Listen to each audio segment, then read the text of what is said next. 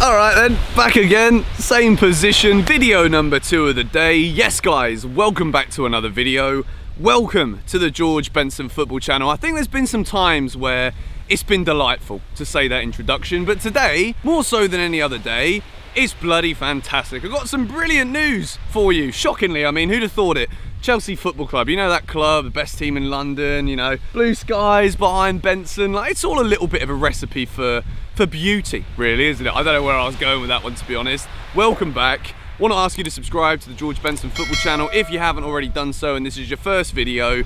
I try and make new videos every day. Recently I haven't because I was getting a bit peed off with the fact that these transfers that we're finally talking about in a good way, they weren't happening. It was getting a bit like, I could make another video about another dreadful newspaper article, or I could just say the same things again, but I didn't want to. So now that we actually have news and Chelsea are actually getting players signing on lines, I can make new videos for you guys again. We've already spoken about Kai Havertz. We had an earlier video. If you haven't seen it, go check it out. There's also another geezer who is pending on the dotted line, but it's pretty much done. Again, Fabrizio Romano's been reporting it. All of the big footballing outlets have been reporting it. You guys know that I'm talking about Monstro. I'm talking about the Brazilian genius that is Thiago Silva. He might have lost in a Champions League final with Paris Saint-Germain, but I watched that game and he was the best defender on the pitch, in my opinion. He was playing against the most potent attack in Europe, Bayern Munich. They've been a cut above the rest this season. Yes, PSG, they've got that Mbappe, Neymar, like, it's good.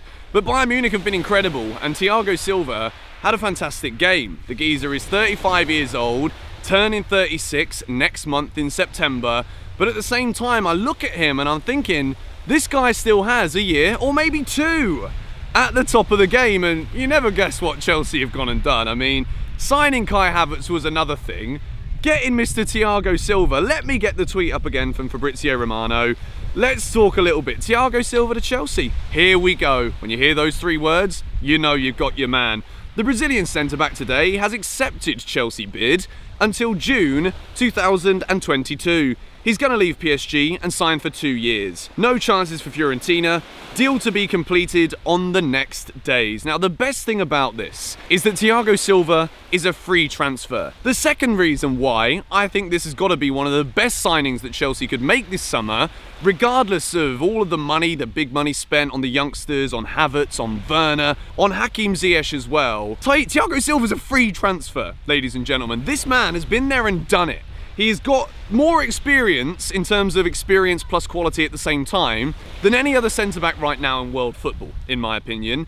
Chelsea have bought him in, and the reason why this is just so good is because all of the other money that we've spent on other positions going forward, when people have been there, like, rubbing their chins and scratching their heads thinking, the defence is where Chelsea's worries are. We conceded 50+ Premier League goals this season. Like, why are they not going out and spending billions of dollars on centre-backs? Well, let me tell you something. We support a football club who are ran by some of the most genius people in this world.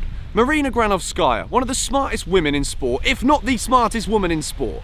Roman Abramovich, I mean, like, I've got myself a lady who, by the way, she's Brazilian too. I mean, is there anything more that couldn't be any more perfect than this? Georgie boy gets himself a Brazilian lady, and then Chelsea go and sign the best Brazilian centre-back there is in the world right now, Thiago Silva. I mean, like, look at my face, look at my face. I'm absolutely over the moon by this one. And I think, again, like, if we bring it back to building for the future, we mentioned in the Havertz video that this kind of signing is one that you build around, and it enables Frank Lampard to have these marquee players to then build a philosophy, build a team for the future around. Thiago Silva might not be at Chelsea for 5 years. I mean, 2 years is great, which, by the way, is also a surprise for me because Chelsea are very reluctant always to offer 30+-year-old players anything more than a year. So what they see in Thiago Silva, I mean, I don't want to speak for them, but it's pretty flippin' obvious. Thiago Silva has a wealth of experience. Thiago Silva is a natural leader. There's going to be a few communication issues in the early stages because he doesn't speak very good English, if any. There is going to be a little bit of a barrier.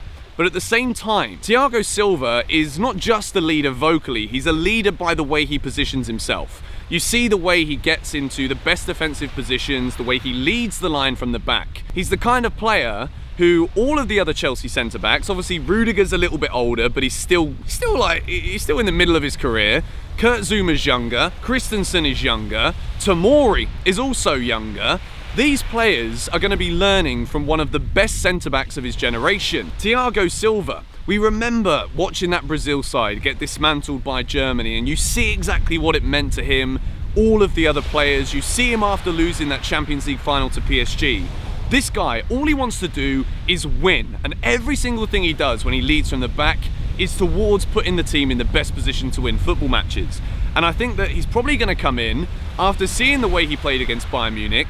I believe he is already now Chelsea's leading centre-back, and I think that the team that Frank Lampard puts out on that opening weekend against Brighton, it will be Thiago Silva alongside somebody else. And I'm thinking at this point, it could be Kurt Zouma. Let me know your thoughts in the comments down below. Do you think Thiago Silva is coming in to be Chelsea's #1 centre-half this season?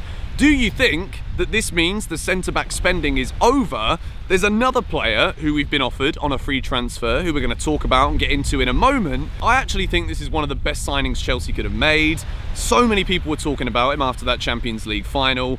And the fact it's a free transfer, yes, he's going to have high wages, but those 2 years that he signed for, the experience that's going to bring it's unquantifiable at this point. And I think that moving forward, I'm very excited to see Thiago Silva in a Chelsea shirt. We've had a wealth of Brazilians over the years at Chelsea, and Thiago Silva has come in, and you know, we thought we'd lost them all. David Luiz went last summer.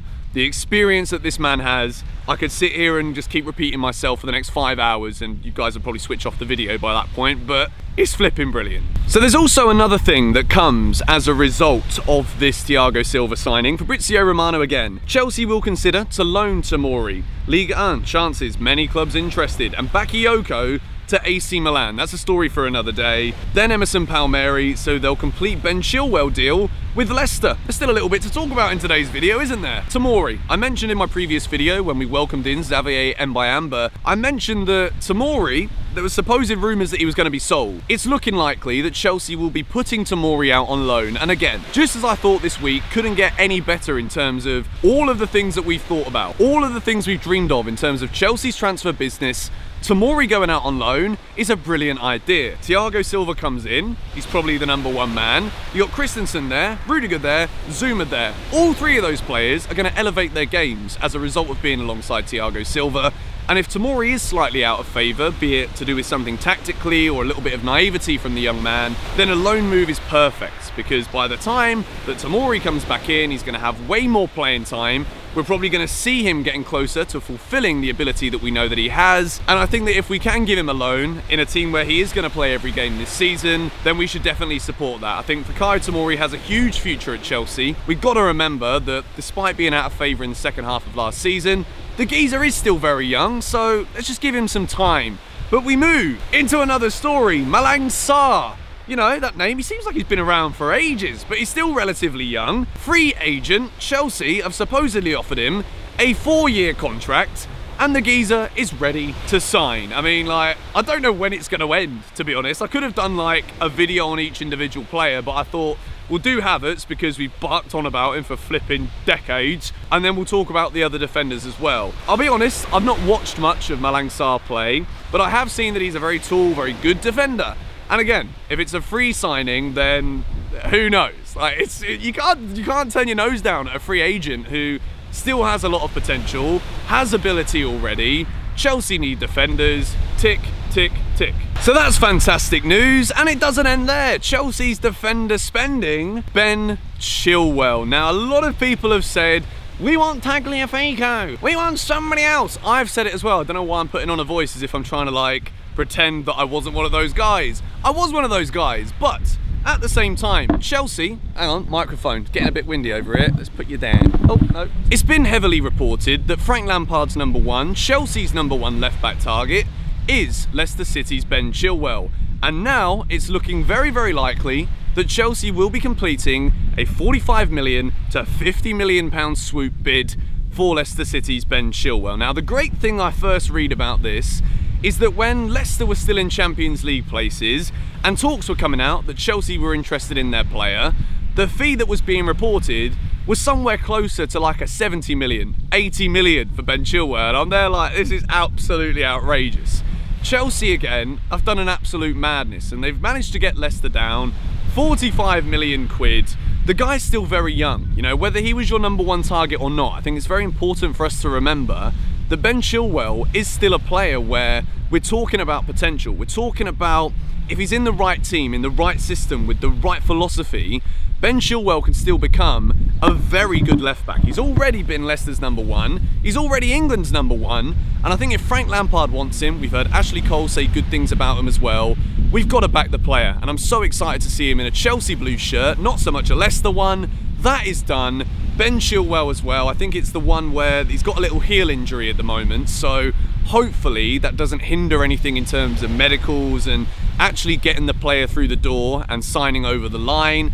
I don't think it will have that much of an impact, but maybe we'll have to wait to see Chilwell play if that injury is preventing him from joining in with training actually on the ball.